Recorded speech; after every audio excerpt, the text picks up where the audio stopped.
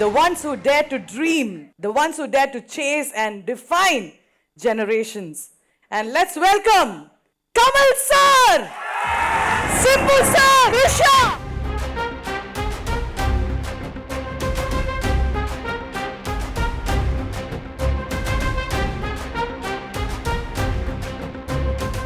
Welcome all three of you. I am really excited and I'm nervous. Even though I was born and brought up in Kerala, ungaloda faces, ungaloda movies, ungaloda songs, ungaloda dialogues எல்லாமே என்னோட இங்க இருக்கு sir. ஏன்னா அவ்வளோ inspire பண்ணியிருக்கீங்க நீங்க எல்லாருமே. Especially Kamal sir, I am a huge fan. உங்களை பார்க்கும்போது எனக்கு ஃபர்ஸ்ட் வருது அந்த சாங், அம்மாவும் நீயே அப்பாவும் நீயே அன்புடனே ஆதரிக்கும் தெய்வமும் நீயே அம்மாவும் நீயே. 4 வயசுல அந்த அருமையான song, like you acted that beautiful role. First, let's talk about this collaboration. Simbu, Kamal sir, Trisha, A.R. Rahman, Mani Ratnam, and so many other beautiful actors, people coming together. Tell us about this beautiful collaboration. Trisha, what do you have to say? I love you too. Thank you. Dreams really do come true. Yes. I'm speaking for myself now. In the Mari or a collaboration, a Mani Ratnam film with a Kamal sir, an A.R. Rahman musical. Does it get better? Dreams really do come true repeatedly for me. So it was an honor and a privilege. And romba sandoshama irukku ena I've grown up as their fans. I've grown up watching their films. So just imagine 3 people who I've admired so much over decades come together and I'm part of that film. Yes. For me, that's a collaboration of dreams. Yes. Let's give a big round of applause to Trisha for being such a hustler. Now let's go to Simbu, STR. Sir, tell us about how do you feel in the movie in the beautiful cast and crew. How do you feel acting with this team? ரொம்ப see Tagna, everybody in the whole team is like they're all thugs. Yes. So such a wonderful team, and நான் சொன்ன மாதிரி we want people to enjoy the film. Yes. Kamal sir இருக்கட்டும், Mani sir இருக்கட்டும், they are coming after a very long time after Nayagan. They are reuniting for a film. So அந்த ஒரு படத்தில் வந்து எனக்கு ஒரு மெயின் ஒரு ஆப்பர்ச்சுனிட்டி கிடச்சிருக்கு அப்படின்றதே ஃபர்ஸ்ட் ஒரு பெரிய ப்ரிவிலேஜாக நான் பார்க்குறேன். அதான் நான் சொன்னேன்ல, இந்த தக் லைஃப்ன்ற பேரே வந்து கரெக்டான பேர் தான். ஏன்னா எல்லாருமே இங்கே தக்ஸ் தான். ஸோ அந்த மாதிரி இப்போ ஒர்க் பண்ணியிருக்காங்க. திம்பு சார், உங்கள் ஜாக்கெட்டில் கேன்னு போட்டிருக்கு, ஏன்? ஆக்சுவலாக இதை நான் சொல்லணும், கமல் சார் எனக்காக கிஃப்ட் பண்ண ஜாக்கெட் அது. So sweet.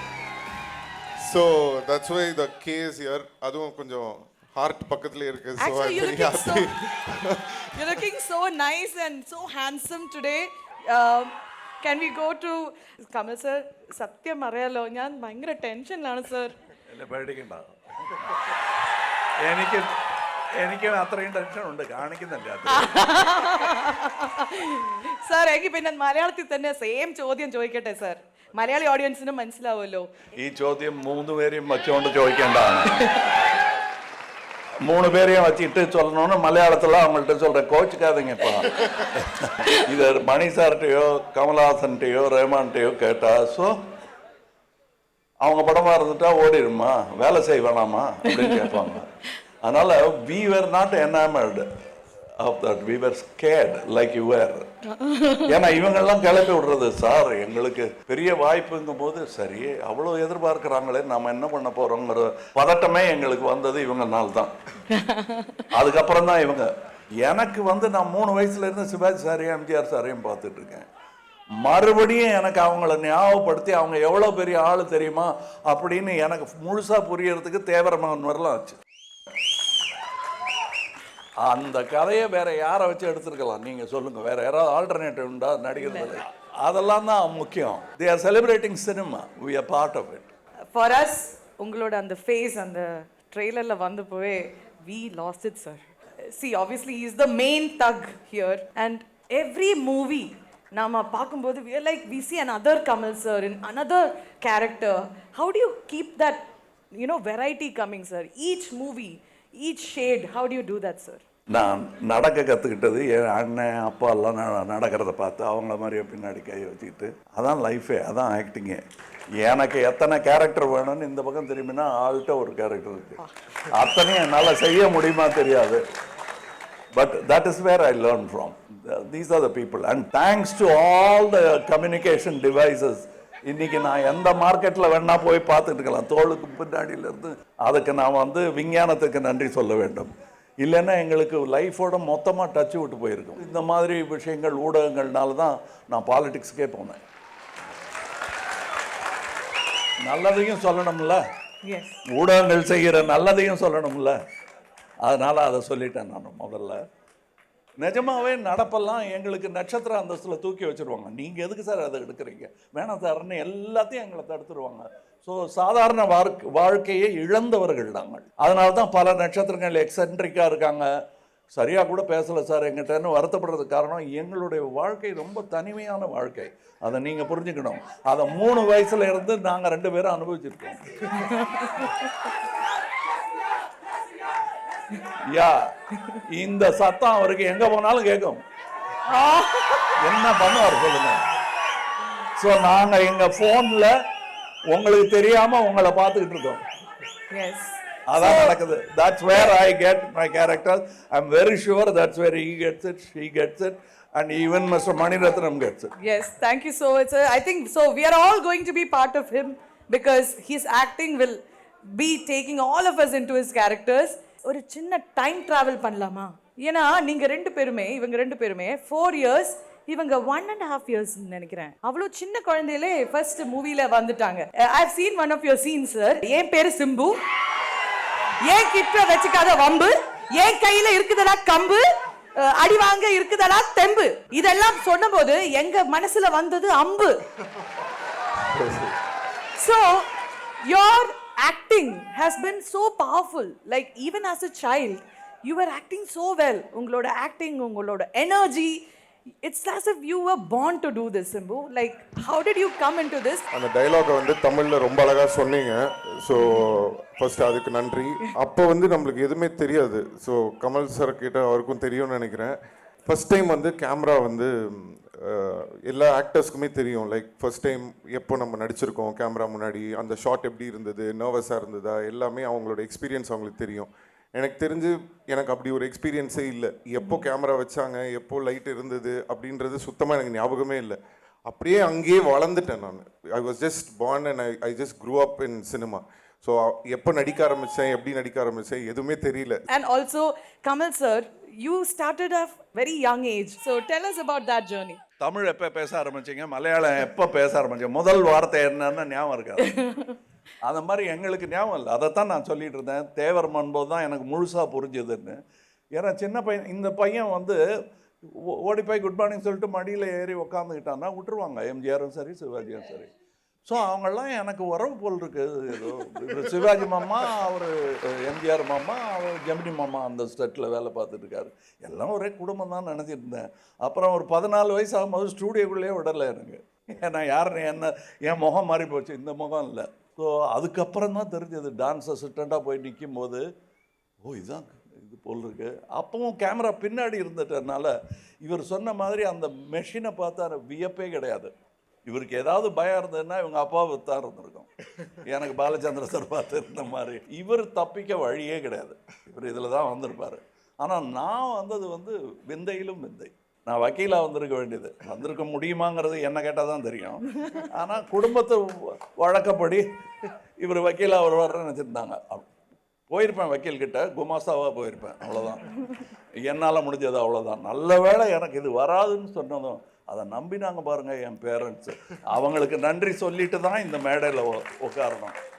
இன்னொருத்தருக்கும் நன்றி சொல்லணும். 2pac ஒரு சிங்கர் இருக்கார். அவர் தான் அந்த தக் லைஃப்ங்கிற வார்த்தையை யூஸ் பண்ணார் முதல்ல. எங்கள் அம்மா என்னை திட்டத்துக்கு யூஸ் பண்ணுவாங்க.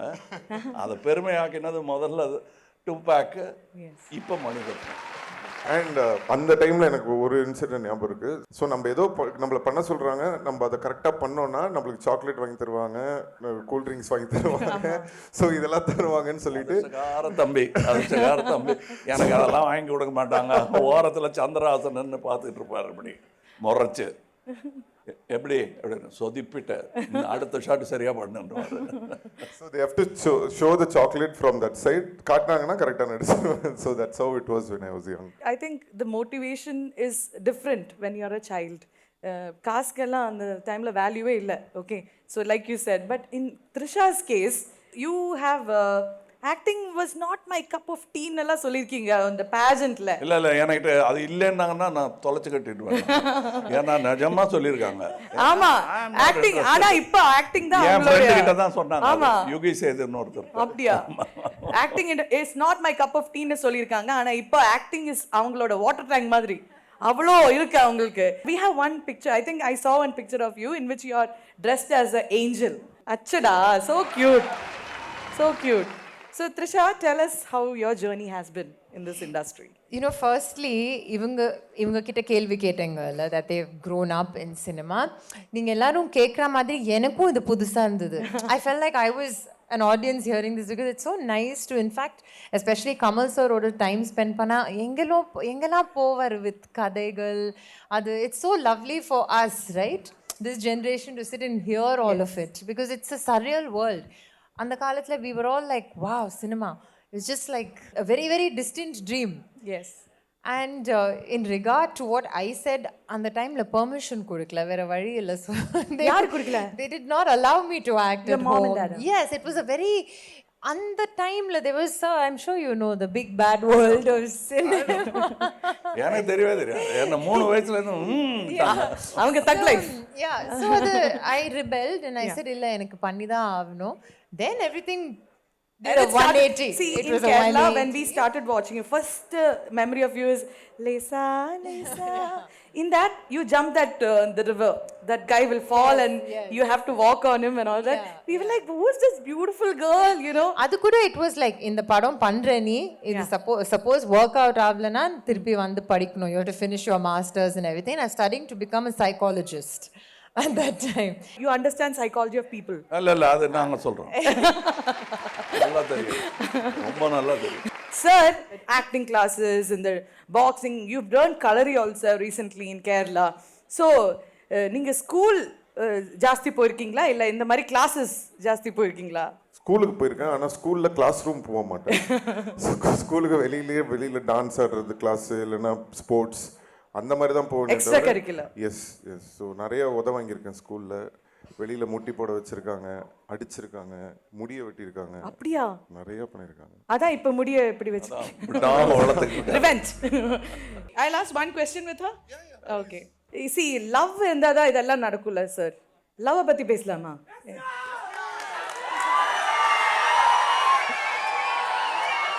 ஸோ லவ்னு சொல்லும்போது நம்ம first memory is our first love. It could be anybody. It could be any age. ஏது ஏஜ் வேணாலும் இருக்கலாம்.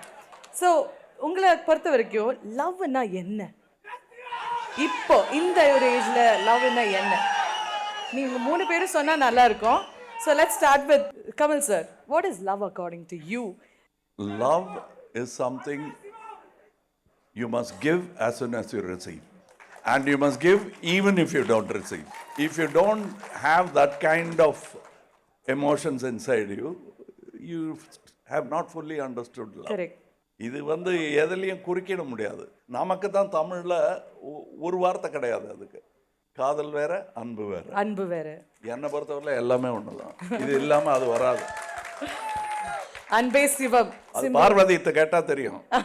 அன்பு அவங்களுக்கு காதல், அது சிவன் கூட இருக்கிறது காதல். Thank you so much sir. Simbu, what do you have to say about love? நம்ம எதுக்காக ஒருத்தவங்க மேலே என்ன ரீசன்னே தெரியாமல் certain people will have a lot of reason. நிறைய ரீசன் இருக்கும். இவங்க அழகாக இருக்காங்க அதனால் பிடிச்சிருக்கு இதுன்னு.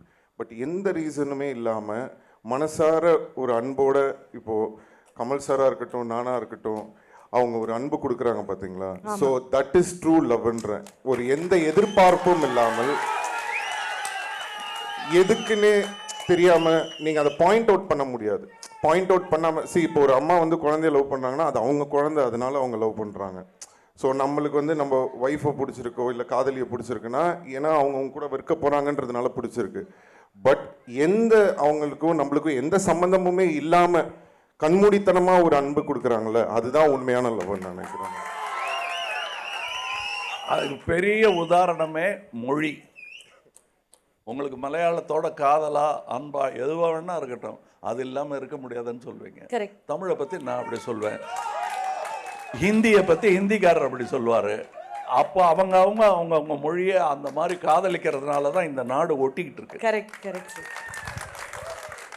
Risha, I wish I knew. you can just be honest. இல்ல, I do agree with what Sim said. லவ்னா அன்கண்டிஷனலாக இருக்கணும். என்னை பொறுத்த வரைக்கும் how I've tapped into it is, இப்போது ஒரு ஹியூமன் பீயிங் எடுத்தால் அவங்க எல்லாருமே ஃப்ளாட், இன்க்ளூடிங் மீ. நிறைய we are flawed people, right? எல்லாருக்கும் ஒரு பாசிட்டிவ் இருக்கும், ஒரு நெகட்டிவ் இருக்கும். லவ் இஸ் பேசிக்லி அந்த நெகட்டிவ்ஸ் இருந்தால் கூட அந்த இமோஷன்ஸ் சேஞ்ச் ஆகாது டுவர்ட்ஸ் தட் பர்சன்.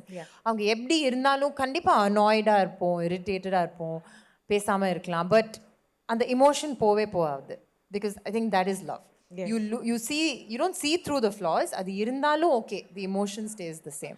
இங்க மூணு பேரும் மூணு விதமா லவ் எக்ஸ்பிளைன் பண்ணாங்க, and that is what love is. Love is different for everybody and love is universal. And Simbu, எப்படி you are breaking a lot of barriers, right? நீங்க நிறைய challenges face பண்ணி அதெல்லாம் you've lived your life public eye முன்னாடி வளர்ந்த ஒரு குழந்தை மாதிரி நீங்க. So we have seen every phase of your life, your teenage, your adolescence, and after that your every age, ninga career, everything. So odo mudiyadu, oliyo mudiyadu, you have to live this life in front of the people who you love and they love also. Enge irundhu verudhu in the confidence and in the fire? ரீசெண்டாக தான் நான் இது யோசிச்சு பார்த்துட்டு இருந்தேன், ஏன் நான் அந்த மாதிரிலாம் பேசினேன் முன்னாடி அப்படின்னு சொல்லி ஐ யூஸ் டு திங்க். பட் அப்போ தான் நான் ரியலைஸ் பண்ணேன், என்னென்னா நம்ம வந்து ஒரு டஃப்பான சுச்சுவேஷனில் இருக்கும்போது வெளி உலகம் எல்லாருமே வந்து இல்லை நம்மளை ஒரு மாதிரி பார்ப்பாங்க, எல்லாமே ஒரு பேட் ஸ்டேட்டில் இருக்கும். அந்த நேரத்தில் வந்து நம்மளுக்கு ஏதோ ஒரு தன்னம்பிக்கை தேவைப்படுதில்ல, அதை வந்து நம்ம க்ரியேட் பண்ணாதான் நம்மளால் அதை தாண்டி வர முடியுன்றதுக்காக என்ன வலி இருந்தாலும் அந்த வலியே இல்லாத மாதிரி இந்த மாதிரி பேசியிருக்கேன் நான். But behind that speech there was so much pain. So அந்த பெயின் தான் எனக்கு வந்து அந்த ஒரு பவர்ஃபுல்லாக வந்து காட்டுறேன்டா அப்படின்ற அந்த ஒரு பவர் வந்து அதுதான். இட்ஸ் நாட் லைக் ஒரு டைலாக் பேசணும் இல்லை ஏதோ ஒரு விஷயம் சொல்லணுன்றது அது கிடையாது. அது அவ்வளோ வலி வந்து அந்த பெயின் வந்து அப்படி ஒரு உங்கள் லைஃப்பில் உங்களுடைய பிட் ஸ்டாப், அது ஒரு ஒரு ஆளாக இருக்கட்டும், ஒரு ஃபேமிலி மெம்பராக இருக்கட்டும், இல்லை ஒரு பிளேஸாக இருக்கட்டும், what do you do? What is your pit stop like if you are comfortable answering me? அப்படி இல்லை, எனக்கு அந்த மொமெண்ட் வந்து எப்படி வந்ததுன்னா, ஸோ பேசிக்கலாக அப்போது வந்து நம்ம எதுவுமே வேண்டாம், let us leave all this, so much of pressure, I put on weight and I don't know what to do. I went spiritually and I was thinking, எதுக்கு நம்ம பிறந்தோம், என்ன பண்ணுறோம் இங்கே, எதுக்கு நடிக்கிறோம், எதுக்கு சம்பாதிக்கிறோம், லாஸ்ட்டில் எங்கே போக போகிறோம், இந்த மாதிரி லாட் ஆஃப் கொஸ்டின்ஸ் எல்லாம் வந்து டோட்டலாக குழப்பிடுச்சு. ஸோ ஒரு ப்ரோக் ஆகி எதுவுமே தெரியாமல் ஒரு லைட்டே இல்லாத ஒரு டார்க்னஸில் இருக்கிற ஒரு ஆளுக்கு ஒரு அந்த எண்டில் ஒரு லைட் தெரியும்னு சொல்லுவாங்க இல்லையா, ஸோ அந்த மாதிரி ஒரு மொமெண்ட் தான் அந்த பிட் ஸ்டாப் மொமெண்ட் எனக்கு. ஸோ அங்கேருந்து தான் இப்போது மாறி எல்லாமே இது பண்ணி சரியாகி வந்து I am sitting here in front of. More power to you, Simbu. I'm so proud of you for whatever you've achieved. And coming to Trisha, you have broken, like I said, you've set the standard so high actually, and you've broken glass ceiling, right? So in the motivation and in the ஒரு inspiration எங்க இருந்து கிடைக்குது உங்களுக்கு உங்களோட லைஃப்ல? They really, I think Kamal sir already, it's because of them. இது சொன்னேன்ல, it is a different form of love. It's unconditional. ஒரு லோவாக இருக்கட்டும், ஒரு ஹையாக இருக்கட்டும், படம் வரலாம், வர தேவையில்லை. They can be controversies, people saying things. எனக்காக வந்து நிற்பாங்க என்னோட well wishers and fans. So நீங்கள் தான் அவங்களோட மோட்டிவேஷன்னு சொல்கிறாங்க. So let's give a big round of applause to. It is the truth. Otherwise நான் இங்கே இருக்க மாட்டேன். I will not be here today. I want to ask you, sir, in that movie, Mani Ratnam sir is somebody who frames beautiful shots. எல்லாருமே ஒரு டிஃப்ரெண்ட்டாக தெரியவாங்க, அந்த soul காட்டுவாங்க அவங்க லென்ஸ்லோட, இல்லை அந்த மாதிரி ஒரு director. So after long time இந்த trailer I saw Simbu in a different shade, Trisha in a different shade. When you open that window and pull the specs down, that's a different Kamal sir we saw. How was it working with Maniratnam sir after such a long time, long gap? சரி, அந்த gap விட்டுருக்க வேணாங்கிற ஒரு கவலை தான் எங்களுக்கு வந்ததே தவிர, gap இருந்ததா மற்றவங்க சொல்லி தான் எங்களுக்கு தெரியும். இட்ஸ் லைக் வி ரிலீஸ் நாயகன், ஒரு 6 மாதம் ரெஸ்ட் எடுத்துகிட்டு மறுபடியும் இங்கே வந்துட்டோங்கிற மாதிரி தான் அவரை பார்க்கும்போது எனக்கு தெரியும். கொஞ்சம் கண்டினியூட்டி உதைக்கல பார்த்தா ஏன் தாடியும் வெள்ளையாயிடுச்சு, அவர் தலையும் வெள்ளையாயிடுச்சு, அவ்வளோதான். பட் அதே enthusiasm, I was very happy to see Mani with the same enthusiasm that I saw him in நாயகன். அதாவது அடுத்த ஷாட்டுக்கு இப்படி இங்கே போகிறது அங்கே பார்க்குறது. அவர் பேரை காலில் கூட சொன்னேன், நான் வச்சுருக்கேன் கோவத்தில், 5:30 மணி ரத்னம்னு. 5:30 மணிக்கு ஷூட்டிங் ஆரம்பிச்சிருவார் அவர். 5:30 மணிக்கு ஷூட் ஸ்டார்டிங். அவர் வந்து 5 மணிக்கு உட்காந்துருப்பாருங்க. ஸோ கேமராமேன் கதை இல்லைன்னா அவங்க இன்னொரு 15 நிமிஷமாவது முன்னாடி வர வேணாமா? எல்லாரும் நான் இந்த பேர் வச்சது கைத்தட்டி ஆமோதிச்சுட்டாங்க. ஸோ இந்த ஷூட்டு அப்படிதானா? 5:30 இன்னைக்கு ஆமாம்மா, நான் மட்டும் சொல்லிட்டேன், நான் இந்த 5:30 மணிக்கு வர்ற வேலையெல்லாம் நடக்காது, 7 மணிக்கு வேணா வரேன். 5:30 மணிக்கு உங்க கூட வந்துட்டு நானும் நீங்களும் பேசிகிட்டு இருப்போம், வேற யாரும் இருக்க மாட்டாங்க. அதனால நீங்க வாங்க, நான் 7 மணிக்கு வரேன். என்ன அப்படிதான் நடந்தது இந்த படம். அவர் கால்ஃபுக்கு போனாலும் அப்படிதான், 5:30 மணிக்கு தான் போவார். Okay. So he's an early bird. Not only early bird, he's a bird with the larger wings than most birds. And இன்னைக்கு ஒரு மியூசிக் ரிலீஸ் ஆயிருக்கு, A R Rahman sir. Tell us about how was it working with A.R. Rahman sir and what can we expect? I know you can't tell much, but what can we expect from the movie? எங்களால பதில் சொல்ல முடிஞ்சதை தான் நீங்க கேட்கணும். ஜிங்கிச்சா song வந்திருக்கு sir. ஒன்று வந்திருக்கு. காலையில் கூட சொன்னேன், அந்த மொழி போராட்டங்கள்லாம் நடந்துட்டு இருக்கும்போது 3வது மொழியா ஜிங்கிச்சான்னு ஒன்று பண்ணிட்டா என்னன்னு தோணுச்சு. ஒரு யூனிவர்சல் 3வது மொழி எல்லாமே எங்களுக்கு ஜிங்கிச்சா தான். வர்ற மொழி இதுதான். Rahman sir, basically, on the last minute before giving the song also till yesterday, he was working. So that is what Rahman sir is. So அந்த சாங் வந்து முடிச்சிட்டோம், ஓகே அப்போ பண்ணியாச்சு அப்படின்னு சொல்லி விட மாட்டார். அந்த ரிலீஸ் ஆகிற டைம் வரைக்கும் இன்னும் what can I do better, how can I make it more. நல்ல ஷெஃப்ஸ் எல்லாம் வந்து டேபிளில் வச்சதுக்கப்புறம் அப்படி உப்பு போடுவாங்க, அந்த மாதிரி உப்பு போட்டுட்டு இருக்காரு இப்போ. சால்ட் பே மாதிரி. இது வந்து அவர் ஃபர்ஸ்ட் படத்துக்கு பண்ண பரவாயில்ல, இன்னைக்கு வரைக்கும் பண்றாரு. So that is what Rahman is all about. Yes. And Mani சாரோட இதை பற்றி ஒரு விஷயம் சொல்ல மறந்துட்டேன். எல்லாருமே வந்து Mani sir early morning very ஏர்லியாக ஷூட்டுக்கு கூப்பிட்றாரு, அவர் கரெக்டாக வந்துடுவார், ஸ்ட்ரிக்டாக இருப்பாருன்னு எல்லாமே சொல்லுவாங்க. அண்ட் என்ன நிறைய பேர் கேட்ட ஒரு கொஸ்டின் என்னென்னா, மணி சார் ஷூட்னா நீங்கள் கரெக்டாக போயிடுறீங்களே, அது எப்படி அப்படின்ற மாதிரி கேட்குறாங்க. அவர் ஸ்ட்ரிக்டாக அதனால் நீங்கள் போகிறீங்களா, அவர் மேலே பயமா அப்படின்னு. சத்தியமாக அவர் மேலே பயம் கிடையாது.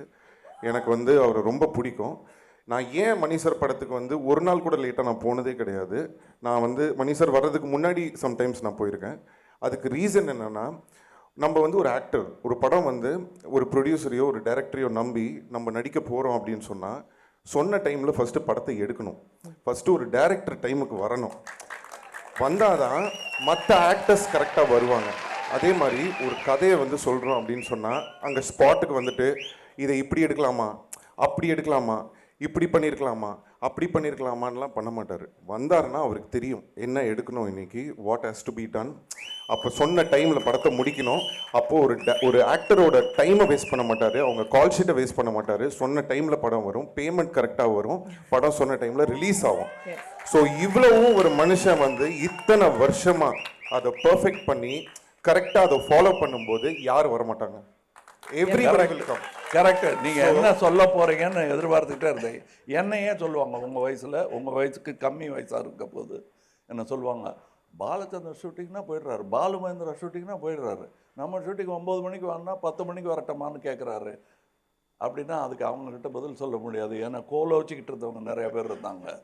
அது கோல் மட்டும்தான் வச்சுக்கிட்டு இருப்பாங்க. சினிமாவை ஆண்டது இந்த மாதிரி ஆட்கள் தான். அவங்க கூட வேலை செய்யும்போது தன்னால் அலாரம் உள்ள அடிக்கும் நமக்கு 4 மணிக்கு. This is what I'm saying. So till today அதே மாதிரி ஒரு ஆர்டிஸ்ட் கிட்ட வந்து ஒரு கரெக்ஷன் சொல்கிறோன்னா இன்னைக்கு most of the directors I'm not saying everybody like few people they'll sit in the monitor அதை அப்படி பண்ணுங்க இது இப்படி பண்ணுங்க. Mani sir even if you are so much far away he'll get up, he'll come to you and he'll tell you what he wants. So that shows இன்னைக்கு ஏன் மணி சாருக்கு வந்து இத்தனை வருஷம் கழிச்சு கமல் சாராக இருக்கட்டும், நானாக இருக்கட்டும், த்ரிஷாவாக இருக்கட்டும், யாராக வேணா இருக்கட்டும், ஏன் அவர் மேலே அந்த ஒரு ரெஸ்பெக்ட் இது பண்ணுறோன்னா அந்த ஒரு மெக்னானிமிட்டி he loves cinema, அதுக்காக அவர் போடுற அந்த எஃபர்ட் இருக்குல்ல. ஸோ அவர் அதை கரெக்டாக பண்ணுறாருன்னும் போது நம்ம கரெக்டாக இருக்கணும்னு ஆட்டோமேட்டிக்காக நம்மளே கரெக்டாக இருப்போம். So that's what I'm trying. And மணிரத்னம்லாம் பிறக்கும் போதே வெள்ளை முடியோட பிறக்கல. Is a young person like me. படம் எடுத்தால் இவனை மாதிரி எடுக்கணும், இவனை மாதிரி நடந்துக்கணும்னு அவங்க தலைவர்களை அவங்க சூஸ் பண்ணிட்டாங்க. இப்போ நீங்கள் சொன்ன வார்த்தை மணியை பற்றி தான் சொல்கிறாரான்னு ஒரு சந்தேகம் வந்தது. ஏன்னா பாலுமகேந்திரா இதே தான் பண்ணுவார். நாங்கள் 2 பேரும் பாலுமகேந்திரா கூட வேலை பார்த்தவங்க. எந்த ஒரு நாய்க்குட்டிக்கு ஆக்ஷன் சொல்லணுன்னாலும் கிட்ட போயிடுவார். நிஜமாவே சொல்கிறேன், ஜோக்கு இல்லை அது. சுப்பிரமணின்னு ஒரு நாய் நடித்தது. எங்கள் நடிப்பெல்லாம் கூட அந்த நாயோட நடிப்பை அவருக்கு பிடிச்சிட்டு போய் படம் முடிஞ்சது அந்த நாயை எடுத்துகிட்டு போயிட்டாரு. அவர் வீட்டிலேயே வளர்ந்தது அது. எனக்கு அந்த நாய் மேலேயே பொறாமை உண்டு. இல்லை என்னன்னா there are very few directors who do this. எனக்கு என்னென்னா அன்ஃபார்ச்சுனேட்லி எனக்கு மணி சார் மாதிரி டைரக்டர்ஸ் கிடச்சிருந்தா என் ஃபேன்ஸ் ரொம்ப சந்தோஷப்பட்டிருப்பாங்க. ஏன்னா நிறைய படங்கள் வந்திருக்கு. I could have done a lot of movies. People think I don't go for shoot, I don't come. எனக்கு சினிமாவை தவிர வேறு என்னங்க தெரியும்? பிறந்ததுலேருந்து எனக்கு இதான் தெரியும். I love cinema. நான் ஷூட்டிங் போகாமல் படம் நடிக்காமல் நான் சும்மா வீட்டில் உட்காந்து என்ன பண்ண முடியும் என்னால்? So that is a very bad idea what people have. But the problem is we can't complain about. இப்போது ஒருத்தரை பற்றி நம்ம நல்ல விஷயங்கன்றதுனால சொல்கிறோம், பட் பேடான விஷயங்கள் நிறையா இருக்குது, நிறையா பண்ணுறாங்க. But I don't like to discuss about all that. So அது என்ன ஆயிடுதுன்னா இந்த மாதிரி ஒரு இது இருக்குது. So I am very happy. And Mani sir இன்னும் அடுத்து 3 படம் கேட்டார்னா கூட நான் எல்லா படத்தையும் விட்டுட்டு அவருக்காக கண்டிப்பாக போய் நடிப்பேன். So that much respect I have for him. I think like you said, actor ஒரு clay மாதிரி. அந்த director he molds something out of that actor. ஆனால் சொல்ல முடியாது, குரங்கும் பிடிக்கலாம், பிள்ளையாரும் பிடிக்கலாம். அதில் தான் ஆக்டருடைய தன்மை இருக்குது. அந்த களிமண் எப்படி வருதுன்னு குழைந்த ஒரு மண்ணாக இருந்ததுன்னா பிள்ளையார் பிடிச்சிடலாம், இல்லைன்னா குரங்கு மட்டும்தான் பிடிக்கும். ஆக அந்த பணிவு நடிகனுக்கு வேணும். இப்போ சொல்கிறார் தெரியுமா, நான் இன்னும் எத்தனை வாட்டி கூப்பிட்டாலும் அதுதான். அதனால தான் இவர் பிள்ளையார்.